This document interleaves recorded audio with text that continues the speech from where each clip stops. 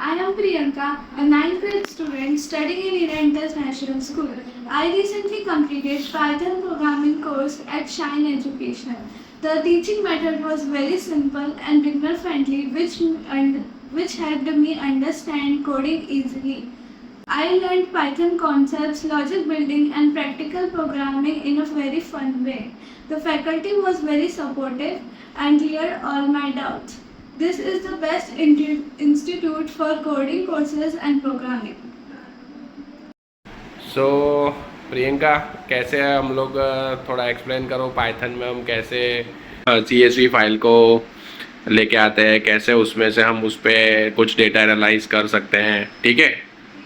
Yes. पहले हम Python में लाइब्रेरी को PIP इंस्टॉल करेंगे। हाँ।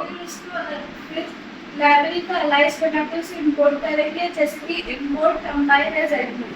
फिर डाटा नाम को वेरिएबल बना के पार्टनर्स लाइब्रेरी का यूज करके हम CSV फाइल का पाथ में कॉपी करेंगे, फिर डाटा को प्रिंट करवाएंगे। जैसे कि मैंने यहाँ एक मोबाइल सेल्स का डाटा CSV फाइल को प्रिंट करवाया है।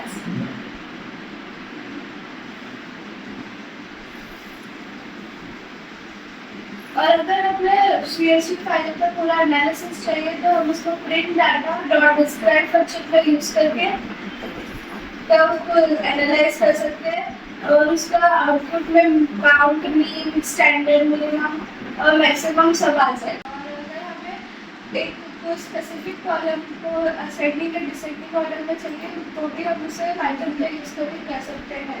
जैसे कि मैंने यहाँ हाईएस्ट डेटेड नाम का एक वेरिएबल बनाया है और डाटा डॉट सॉर्ट वैल्यूज का फंक्शन यूज करके मैंने स्टार रेटिंग वाले कॉलम को डिसेंडिंग ऑर्डर में प्रिंट करवाया है।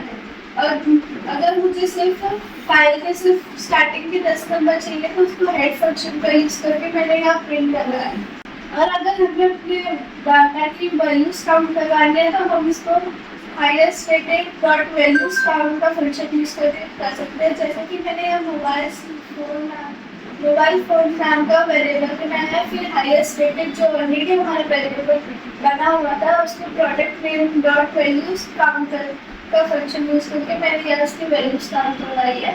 CSV फाइल में हमारे सारे फोन्स की एक ही वैल्यू तो यहाँ 1 आउटपुट आया है। हम प्लॉटिंग लाइब्रेरी का यूज करके हम ग्राफ बना सकते हैं। जैसे कि मैंने मोबाइल फोन नाम का जो ऑलरेडी वेरिएबल बना हुआ था, फिर नया वेरिएबल बनाया लेबल्स नाम का, फिर मोबाइल फोन्स डॉट इंडेक्स जिससे उसके नाम आ जाएंगे। फिर काउंट्स नाम का नया वेरिएबल है, highest rated number of ratings जिसका ग्राफ हमें बनाना है। फिर फिगर नाम का एक वेरिएबल बनाया, फिर प्लॉटी लाइब्रेरी का यूज करके डॉट बार का फंक्शन करके जिससे बार ग्राफ बनता है।